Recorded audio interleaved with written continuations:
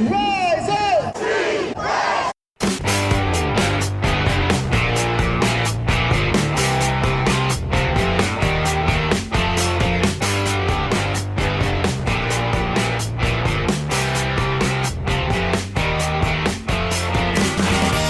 This is the Rise Up See Red podcast, all about the Arizona Cardinals and the NFL, featuring insider and outsider perspectives. Enjoy the best hour of Cardinals talk on the web.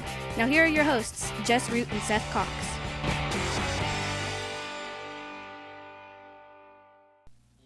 Hello, Arizona Cardinals fans, and welcome to the latest edition of the Rise Up See Red podcast, the best hour of Cardinals talk on the web. I'm your host, Jess Root, from CardsWire.com, the Arizona Cardinals site from the USA Today NFL Wire, with my co-host, Seth Cox, from RevengeOfTheBirds.com, the Arizona Cardinals site from SB Nation, and also one of the hosts of the original Draft Breakdown podcast.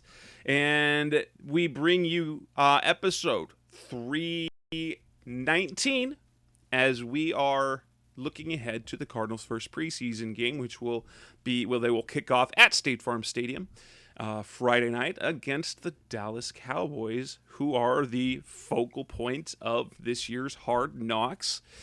We won't get to see Dak Prescott.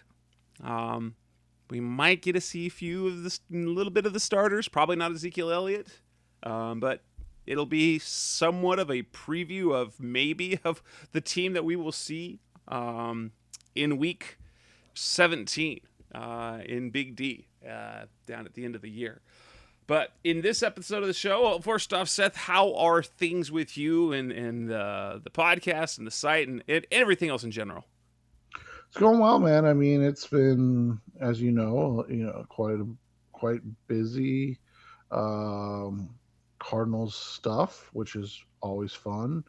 But the reality is, it's getting to the point where you can only talk so much about hypotheticals, and we now are, looking forward to finally getting a little real football action.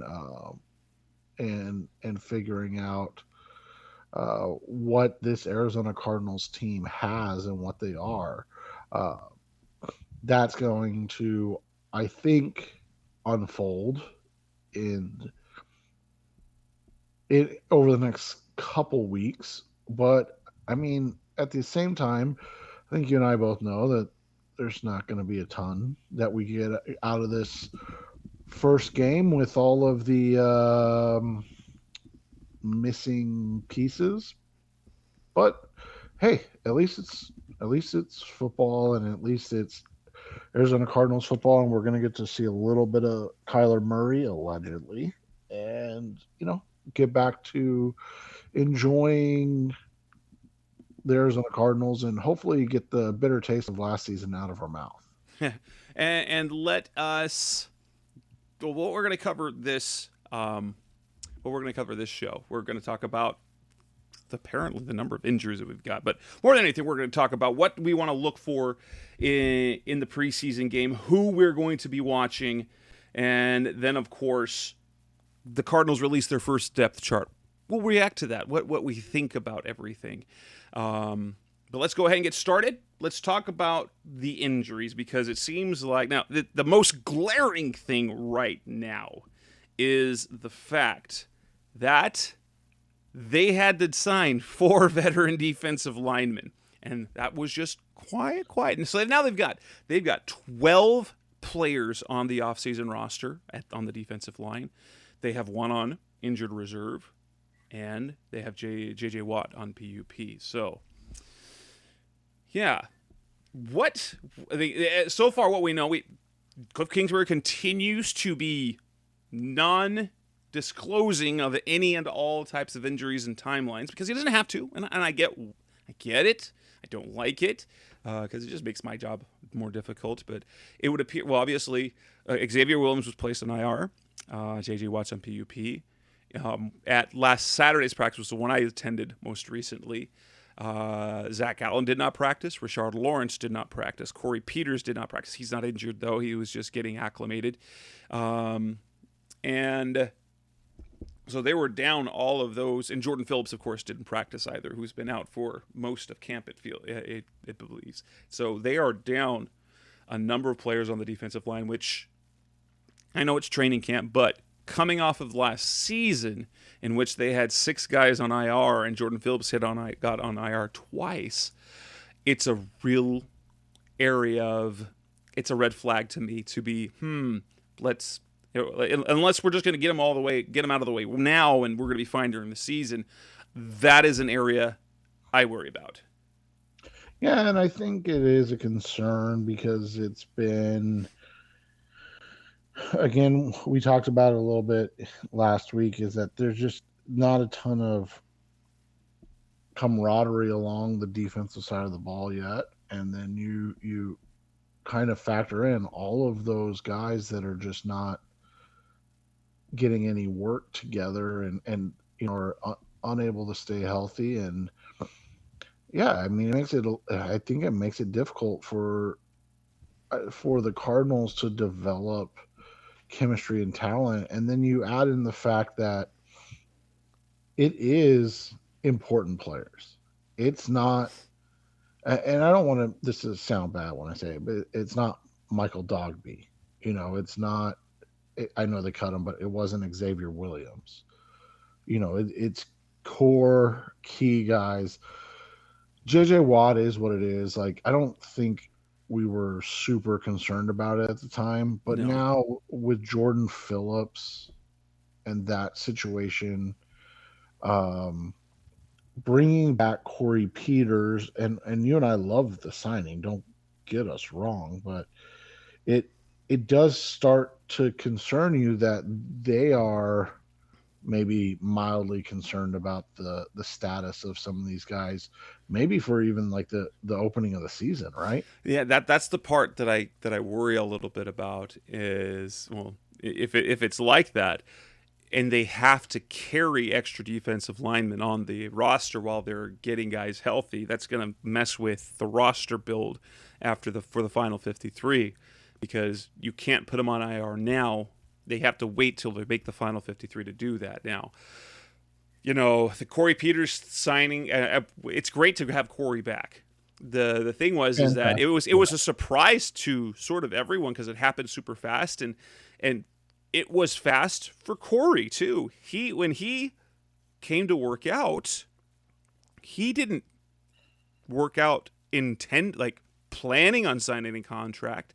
In the words of what his agent told me, he said it happened fast, and that tells me that they felt a little bit, and including him plus the addition of 4 other veteran defensive tackles, tell me that they were borderline desperate. Now, I initially I just thought, okay, they knew that Xavier Williams was hurt, so they needed to get their veteran nose tackle back on the roster, because that's kind of what I felt.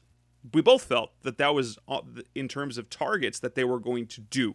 They were going to add a veteran nose tackle so that they'd had some experience behind Rashard Lawrence / Leki Fotu. But it's not just the fact that they signed him, but then they added 3 others.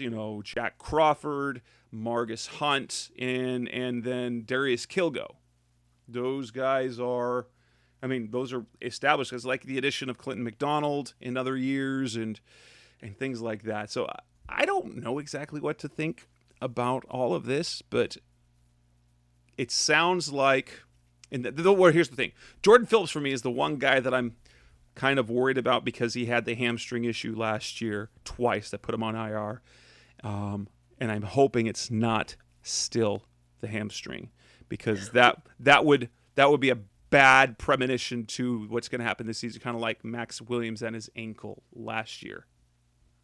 Well, and just like we talked about a little bit last week, it's really, really difficult for him to play with any type of hamstring or leg impingement at all, because the way he does play is not like a normal 6'7", 350-pound lineman. He's not just a run stopping behemoth. He's a upfield penetrating guy. He's a one gap attacking guy. So it's not going to allow him to do anything if he's got any sort of twinge in the lower legs.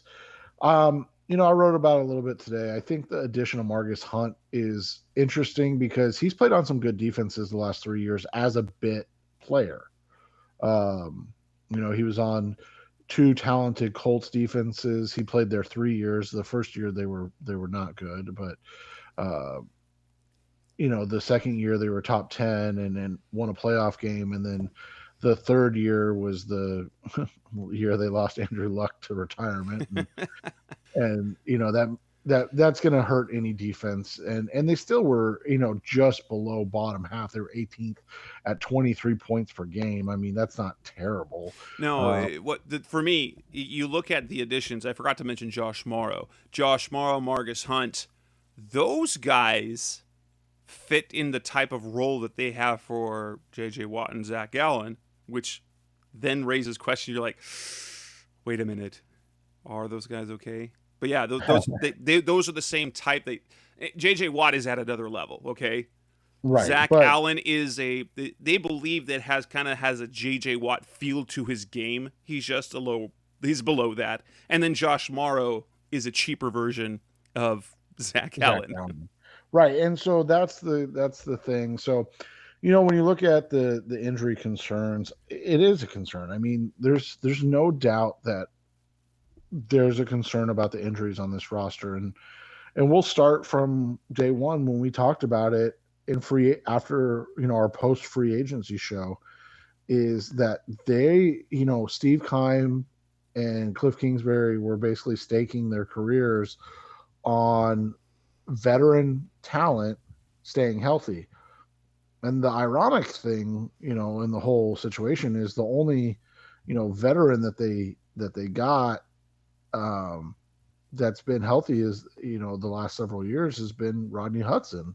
And so when you look at it at that, the only guy right now healthy is Rodney Hudson. And he missed a few games. Yeah, I mean, at least that was COVID related, and it was a little slightly different. I mean, that's something out of their control for the most part. AJ Green is the other one that you're like, I hope it's nothing, but what if it's that foot again? Yeah, and so that's where you're exactly. That's where you're concerned, and that's where you hope that it's nothing, and you kind of go from there. And I honestly, I don't know what to think at this point. We're obviously we're recording on a Wednesday. This will get put out tomorrow night, Thursday night, and give you about 24 hours to listen to it before the first preseason game. And I think you and I both would agree with the idea that this preseason game means absolutely nothing. It doesn't matter. But at the same time, we'd love to be able to see AJ Green run 3 routes, right? Yes. We'd love to see Rondell Moore, catch one football. Though Rondell was back at practice on Wednesday, so that is promising, and so hopefully that means he will get at least a few reps. He did get overworked, and that was kind of the issue with some of the other players going down, as he got overused, which training camp it can happen. So hopefully he will get some reps. AJ probably will not. DeAndre probably will not. And I'm fine with Hopkins not playing. I would be fine with Kyler Murray not playing, if we're being honest. I mean, I don't know how you feel about it, but I believe in playing the starters some. If Hopkins and Green, if more guys were available, I would agree. But for me, like, they just need rhythm and timing, and you're obviously not going to get that if all those guys aren't out there now. True, but at the same time, I like it for the evaluation purposes, for the not the top 2 receivers, but you get the depth receivers work with the number 1 quarterback. Well, and we haven't even talked about it yet, but Andy Isabella is back on the COVID-19 list. It's bad news for Andy, actually. And that's another one, because without AJ Green in there, you get Andy Isabella as the, quote unquote starter, just based on the initial depth chart that we'll discuss in a little bit. But and now he's missing, so that's going to go to. I mean, is Keyshawn going to slide over? Is it going to be the kid that's up number 3 on that depth chart right now? That would have been a big game for Andy to get to play in. We talk about preseason and it not mattering, but for guys like Andy Isabella and Keyshawn Johnson, it's going to matter quite a bit because they're going to, determine whether or not one of them makes the roster or maybe both. But you and I are already speculating 3 quarterbacks, so that means a number's got to get cut from somewhere. It's true. Coming up next on the Rise Up See Red podcast, the best hour of Cardinals talk on the web. Let's talk about this preseason game coming up. Who do we want to watch? What do we want to see? That's coming next on Rise Up See Red. We're back on the Rise Up See Red podcast, the best hour of Cardinals talk on the web, and we look ahead to the preseason game Friday night, State Farm Stadium. It's gonna be a long night, but we're going to see some starters.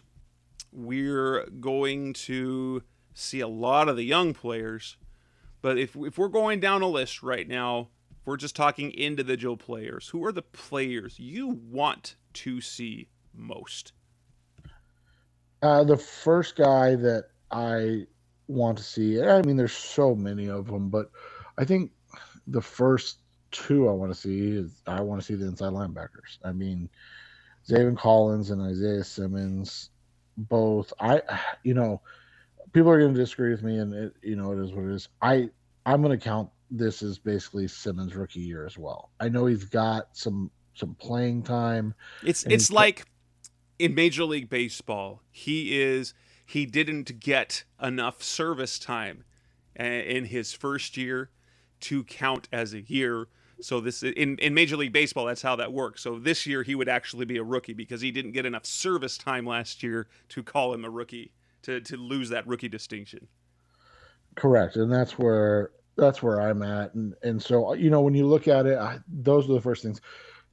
There's so little you can evaluate. No Dak Prescott, Ezekiel Elliott's probably not playing. I don't even know what offensive linemen that these guys are going to roll out this week. It doesn't matter.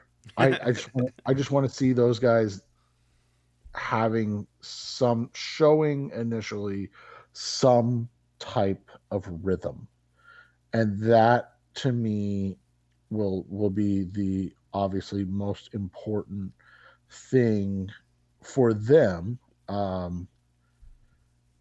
right out of the gate. And so those are the first 2 guys I'm really excited to see. Yeah, that makes total sense. These are 2 players that the Cardinals, it happens to be the 2 players in the middle of the field, both young, that they didn't kind of back themselves up with veteran. Now, if they end up keeping Jordan Hicks, okay, then they're all right. Then that makes sense. That said, I'm really intrigued to see what they do with that. I want to see Chris. There's 2 players on offense. One is I want to see Chris Streveler play, because the one playing time that we got him see was against the number 1 defense in a critical game, and things didn't go that well. And while it seems very clear, at least this offseason, this training camp, Colt McCoy is the number 2. That's how the reps are going, and he's looked better than Streveler. But I want to see him because Cliff Kingsbury is still bullish about Streveler as a player, and I'm intrigued to know whether or not they're going to keep 3 on the roster. I think it's going to be hard to do it, but I still want to see Streveler play. And obviously, I'm with the scores of Cardinals fans who want to see Eno Benjamin in action, and especially if we can catch him doing some good things on special teams, because I think when it comes to the running game, I think he will wow you in the preseason game. That'll be fun to see. But yeah, those are my top 2 players I'm watching. Other than Kyler Murray, yeah, but Chris Streveler, Eno Benjamin, and then I want to see Rondale Moore. I want to see him do something because I think he'll give some excitement. I doubt Chandler Jones plays, especially with the contract situation. Devon Kennard, I want to see a little of him. And then Josh Jones at right guard. That's the other one there. I want to see what he's doing at right guard because there's no Justin Murray, there's no Brian Winters, so we get to see the young guy, and who's super confident. Playing guard is still a little new to him, but those are the guys I'm kind of looking at. There's a whole bunch of things I want to watch, but those are my main ones initially. Yeah, and I think you mentioned I think that's a great pick. I'm interested to see what Darqueze Dennard has left in the tank. I'm hopeful that Robert Alford doesn't even come on the field. I honestly don't know what the plan is for him, but I would be okay if he doesn't play at all. So, for my guys, a lot of my guys, I think Jones was a good one to highlight because, again, we'll get into the depth chart, but, it was interesting to see where he was on the depth chart and then where he's playing. And then that gives you some pause on, and we know that this depth chart doesn't mean anything in general, but it's just interesting to see how it's coming out now and then where they're playing on Friday, because it's like, wait a second, those guys aren't even on the field, and wait, this guy's playing here. So is Jones going to start at right guard and then slide over to right tackle and with the twos, or is he too important and they're just going to, after the ones come out, he's one of the ones that come out? That those are, as much as we want to see the effectiveness of the play, those are also the questions I have, or how these guys are going to be rotated and what the usage looks like. And I know it's a game that, again, means little to nothing, but I just want to see what the plan is for some of these guys that, we are expecting something from. Also, what do they do in the return game? We'll talk about the depth chart, but the guys they have listed on the depth chart for guy I don't expect to be returners this year. And so, but yeah, Jalen Thompson, we barely saw what it is. It'd be nice to see him make a play or two in the limited work he's going to get. But like the safeties in general, that room is stacked. They've got, when they released Donald Rutledge, it's funny because they've listed Donald Rutledge as a linebacker on their roster, but he's only practiced with safeties, and he was at a safety on the depth chart.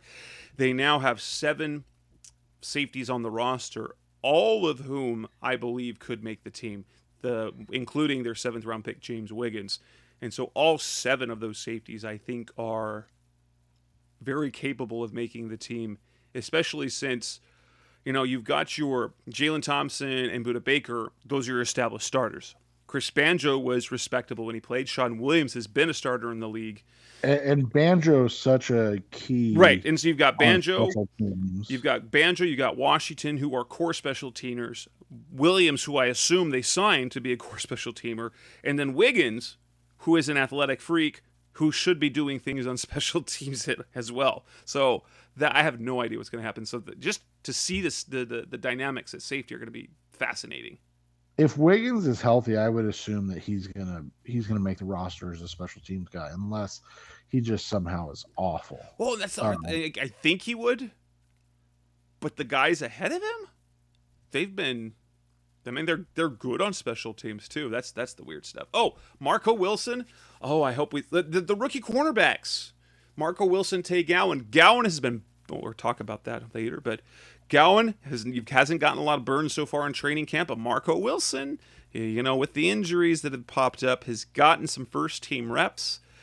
Let's get him some looks. That as well. And honestly, I won't lie. I kind of want to see what everyone looks like. And when it comes to the offensive line, I'm really bad at noticing that during the game.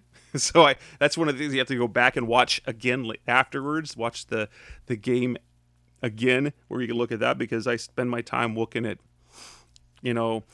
everybody else. Like the skill players, the edge, the pressure, and pre-snap. I'm looking at formations because I chart their personnel and their formations to kind of look at what they're doing. So yeah, I mean, and it is going to. I mean, this is a little off topic, but it's going to be even harder this year because um, they're allegedly taking away the all 22 film from NFL.com. So yeah, well, yeah, the Game Pass is out. I think it's coming. That's separate. I think it's coming back, but I think what it is they're going to find a way to make it harder to screen capture. oh, okay. Yeah, all these dirty hipsters and their Twitter.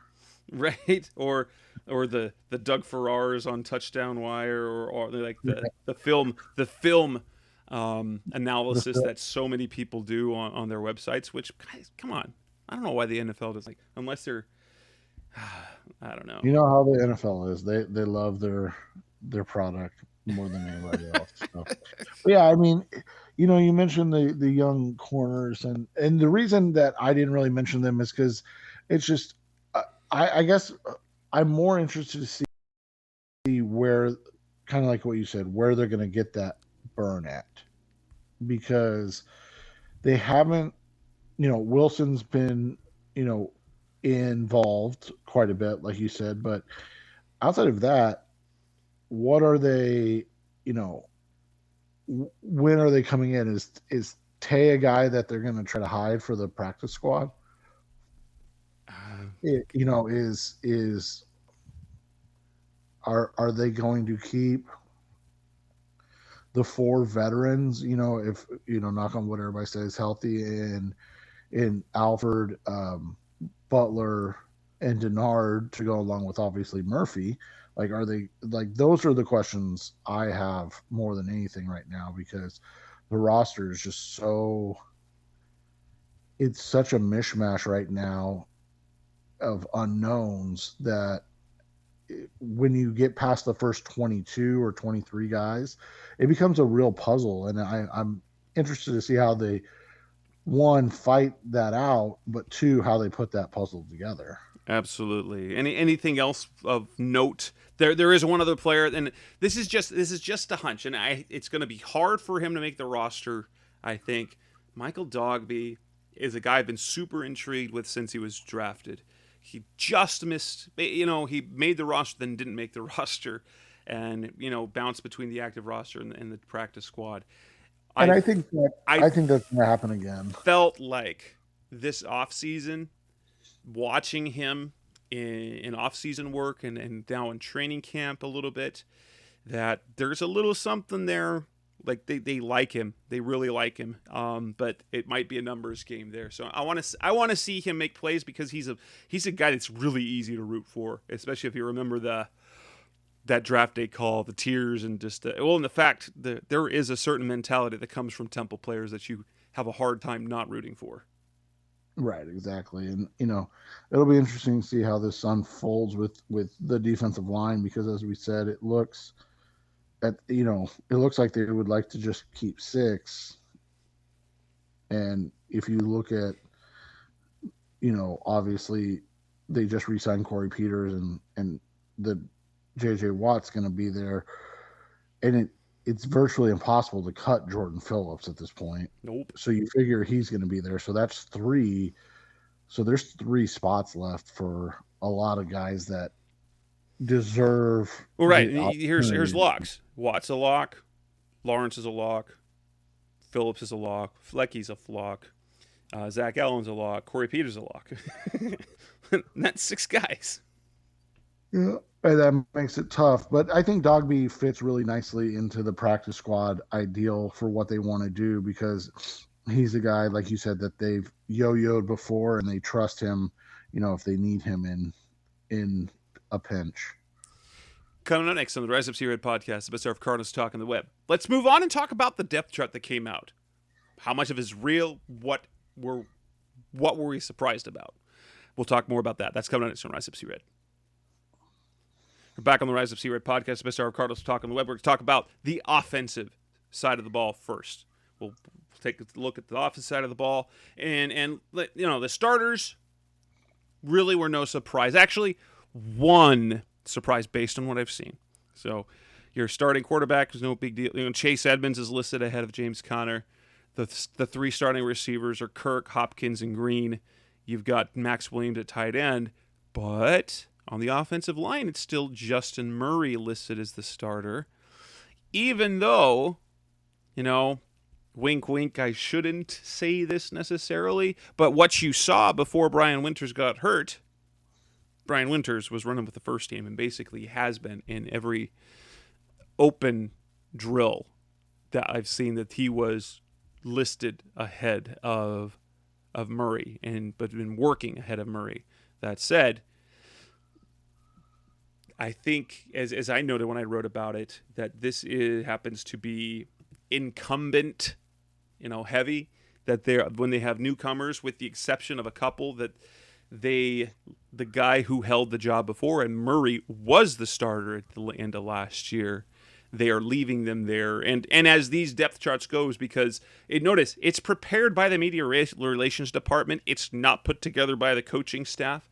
We've seen depth charts that, after they've, and I think that the media relations department adjusted after what they've seen on the field. So it's part information that they get from the coaches and part reacting to what they see on the field. That said, Justin Murray is still listed as the starter. When I was there after the red-white practice and they were actually doing the run-through of like the players coming onto the field, the cheerleaders and all of that, how they do that, the announcing had Justin Murray listed as the starting at right guard. Were you surprised at that? Yeah, I was a little bit. Not sure what to make of it, I guess would be a better way to explain it. But the way they've spoken about Joshua Miles, maybe they have the idea that it's going to be, that they have enough trust in Miles now to allow Murray to take hold of the starting position at right guard, because they feel like what they do with Murray won't impact the whole offensive line, if that makes sense. Right. So now they've got, they're comfortable in Miles. They like Josh Jones. And all that means is that, oh, hey, we can start the guy we want at right guard. Maybe that is Justin Murray. Maybe it's just, and this is, just us having a conversation. I don't want anybody to take this to heart, but like maybe this is a, hey, Brian Winters, get back out there type of wake up call. So those are some thoughts I have on the whole situation, because it's different than any, most of the stuff that we've seen and what we've kind of witnessed so far. Yeah. The interesting is you noted this earlier, how Josh Jones is listed as the backup right tackle. I think that's where his role is going to be, but they wanted to give him reps at right guard and to give him a chance to compete, because the kid wants to play, and I'm sure that Cardinals brass would love to see him play, since he was their third round pick a year ago. However, based on what Sean Kugler said on Saturday, is that right now Jones is only at right guard, and that's because of the injuries to Winters and Murray. So he's not getting any reps at right tackle right now. So I would anticipate he probably doesn't get reps in the preseason game. In fact, this is how I think things end up going, is that Josh Miles will play a ton, that he will be there, because they have Coda Martin listed as their backup, their third string left tackle. You know what I've never seen Coda Martin do in any practice? Play left tackle. I've only seen him at guard the last 2 years. I was going to say play, but yeah, play left tackle is the more accurate. And it's interesting because they have Brandon Bowen listed as the third string right guard, but the only place I've seen Bowen play in practice is right tackle. So I imagine that now Ryan Pope, who is on the depth chart as the third string right tackle, no longer on the team.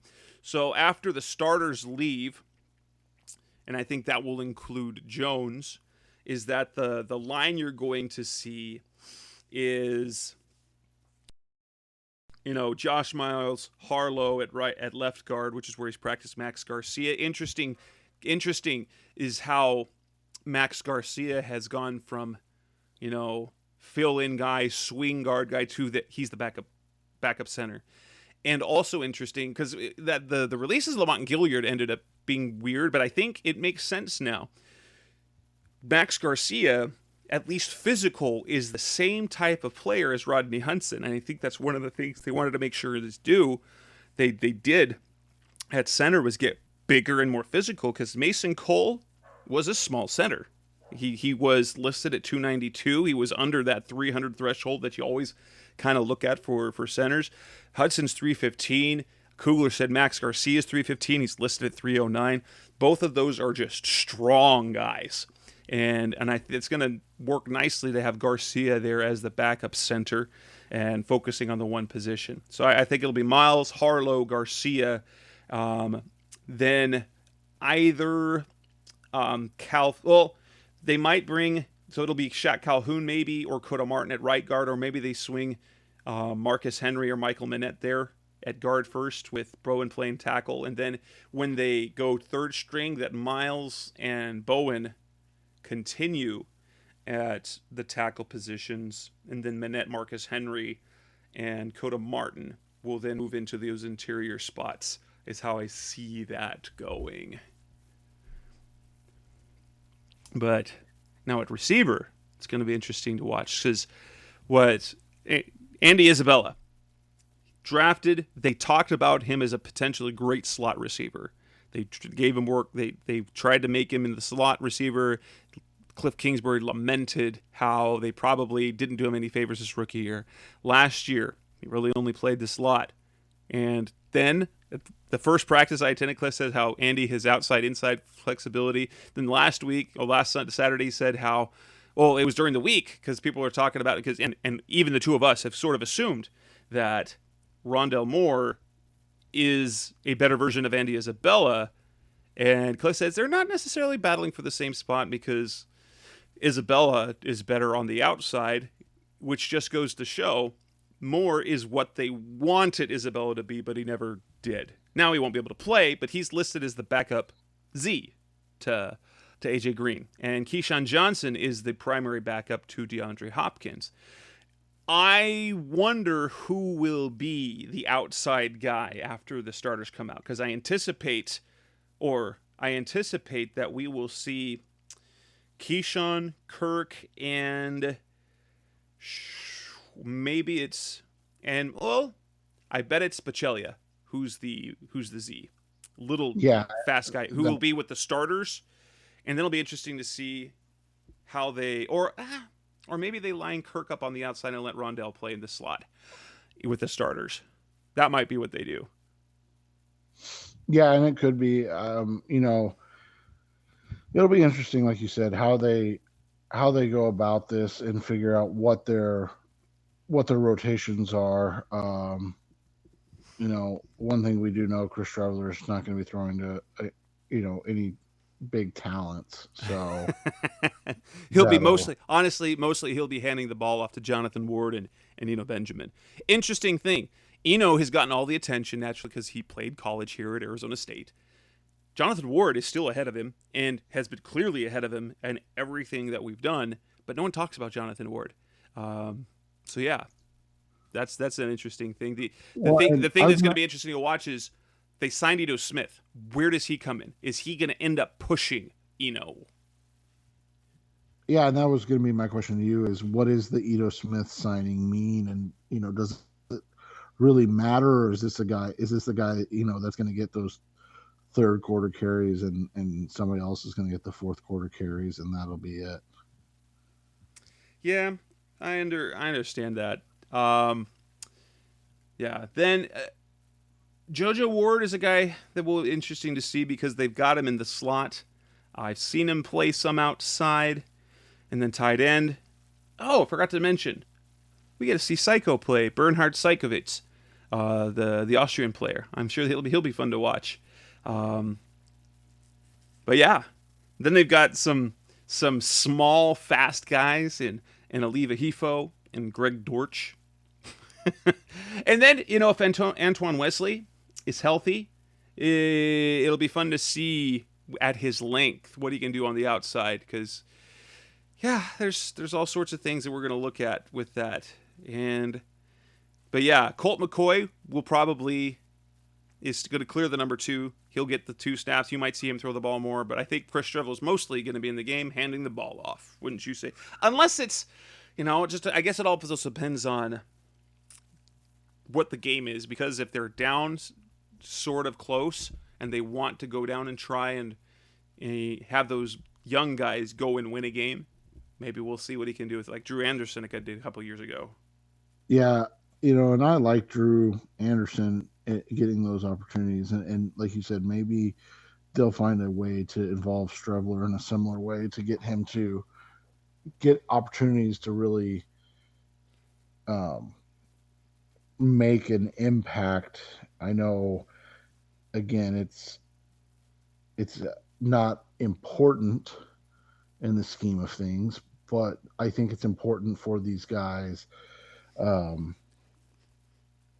to begin to understand and really get a sense of winning consistently. Yep. Let's take a look at the defense. So coming out next on the Rise of C Red podcast, the best of Cardinals talk on the web. Let's wrap it up and talk about the defensive depth chart. That's coming next on Rise of C Red. We're back on the Rise of C Red podcast, the best of Cardinals talk on the web. Defensive depth chart. Only one surprise for me, and that's based on what I've seen. We all assumed Malcolm Butler would be the starter this year with Byron Murphy. Yet, OTAs, minicamp, and training camp, Robert Alford has been the corner on the field with Murphy in the base set, and Butler comes in.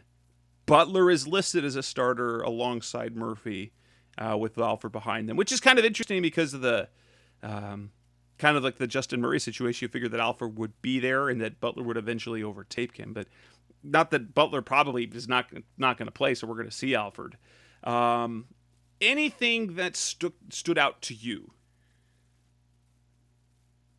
No, it was, just based on our discussions, it was odd that, like you said, that Butler was running as the 1, but I go back to the idea that I think this is going to be a lot of 4-2-5 on defense. And I don't know what that means in terms of 4, and I don't know what that means in terms of 2, and I don't know what that means in terms of 5. And what I mean by that is I don't know if that means the 4 is going to be 4 down linemen or if it's going to be 3 down linemen with Isaiah Simmons flexed up. And then the 2 are Hicks and Collins. And then are the 5 going to be 3 safeties and 2 corners, or is it going to be, a combination of Alford, Butler, and Murphy with Buddha and Jalen? And so that's kind of my question, and I don't think we're going to get any answers right now, because it's the preseason, and I don't think we're going to even know what the defense is going to look like really until week 1, hopefully, right? Because we're hoping that everybody comes back healthy and ready to go, but we'll see how it goes. I am excited about it, but the depth chart shows also the couple of weaknesses that we really have seen, and or I shouldn't say have seen, but are concerned about. And I think you and I agree. One of the big concerns is that edge position. Man, it falls off a cliff pretty fast. It does. It does, absolutely. You like now, especially if you've got Watt back in the lineup. Chandler Jones, J.J. Watt, Marcus Golden, Devon Kennard. You like Dennis Gardick when he comes back, but I don't think it's going to be till mid-season. After that, you're like Kylie Fitz, Reggie Walker, Victor Dimukeje. And as much as we might like Victor Dimukeje, he has done exactly zero from what I have seen that's significant in camp. Yeah, and in reality, when you watch his film, and I talked about it when I wrote about him, he's really kind of a lesser Marcus Golden. Right. That I know they compare him to Marcus Golden a lot, but Marcus Golden was a second-round pick. Well, and remember the thing that Golden he has still that 90% of people don't have is he is unrelenting when he plays. He is, I know it's a joke, and I know a lot of people talk about, oh, he's a junkyard dog and all. Like, the dude's motor doesn't stop, and that's not something that you can coach. It's not something that you can add to a player, and that's just who Marcus Golden is. And so to compare anybody to that is unfair, because 99% of players just don't have that ability. Right? Yeah, he is a special player. That absolutely is. Evan Weaver, buried on that depth chart. He needs to look good in the preseason. He's one of those guys who's kind of been forgotten. Great game tape in college. He's athletic enough, but he's not that athletic. And he even admitted this on a podcast a few months ago. When it comes to like in practice, he won't stand out in practice. He stands out in games. So, and that's always a problem. I mean, it really is a big issue. So hopefully you get to see him thump some guys in the second half of the game. I think we probably will see a lot of him thumping guys in the second half of games. Yeah, exactly. Anything else of note? I mean, looking at the depth chart. Oh, the one thing. Go ahead. I was going to say I'm interested to see what the kicking situation looks like. We've talked about it. Andy Lee basically is uncuttable. So what does that mean for Tyler Newsome, and where what do they do in terms of kickoffs? Because they don't have any other kickers right now, right? Nope. He can do both. And that's the thing. He is. So Newsome is that camp body, but he happens to have a kind of a really, really good skill set with punting. It means what he's going to do. He's going to punt, and he's going to kick off in the preseason. And yeah, I think that's pretty much what it's going to mean. And then I think he's a guy they're going to want to keep either. I don't know if they'll keep him on the practice squad. With the 16 players practice squad as it's anticipated to be again this year, they probably keep him around, or he's on their short list if anything happens during the season. Yeah, exactly. And that's what is key for guys like him. And well, with that, I think. Are you? I was going to ask you one more thing on specials. Are you expecting more to return anything this weekend? No, I wouldn't. I wouldn't see that at all. I think they're going to. I think the situation is this. I think the Cardinals are confident in what they know about more in the return game, and don't want to. We'll see that. And I think they want to give other guys a look, at least in this game, especially since Moore just came back. So you're going to see guys like Greg Dortch, Alifa Hifo, Eno Benjamin, perhaps. And a guy like Benjamin, it might, be more important for. Yeah. It'll give him another role right. He can be up on Sunday. Right. If he does it well, then he might make the roster, whereas opposed to, if Hifo comes out and Hifo's returned, kicks and punts before, then it might do something for him. I was just curious what your thoughts were, because it seems to be one of the grand unknowns at this point. Right, especially because you don't know how much you're going to do it. And the weird thing is they still got Kirk and Isabella listed as the returners, as the primary returners with more behind them. And the one thing we've noticed over the last couple of years is that no matter what it says on the depth chart, it's never what it is. Now, Kirk actually did return punts quite a bit. Andy Isabella, I think I wrote about it, he returned like 2 kicks last year. Right.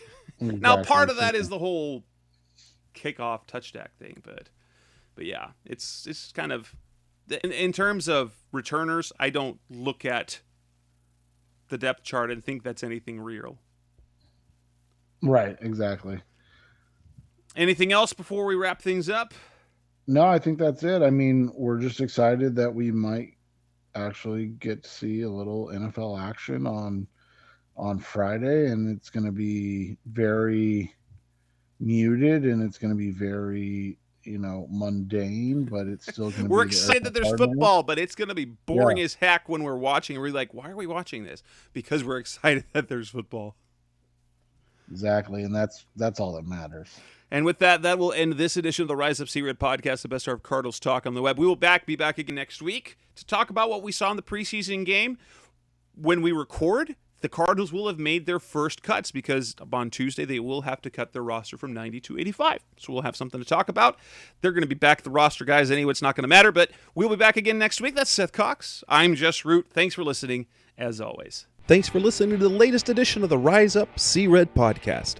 Listen to previous episodes and subscribe to the show on Apple Podcasts, Stitcher Radio, Audioboom, or many other podcast platforms so shows are delivered directly to your mobile device. Please give the show a 5-star rating and always support the sponsors who support the show. We'll be back soon for the best hour of Cardinals talk on the web. Rise Up Red C, be Red C-Red, and of course, Rise Up C-Red.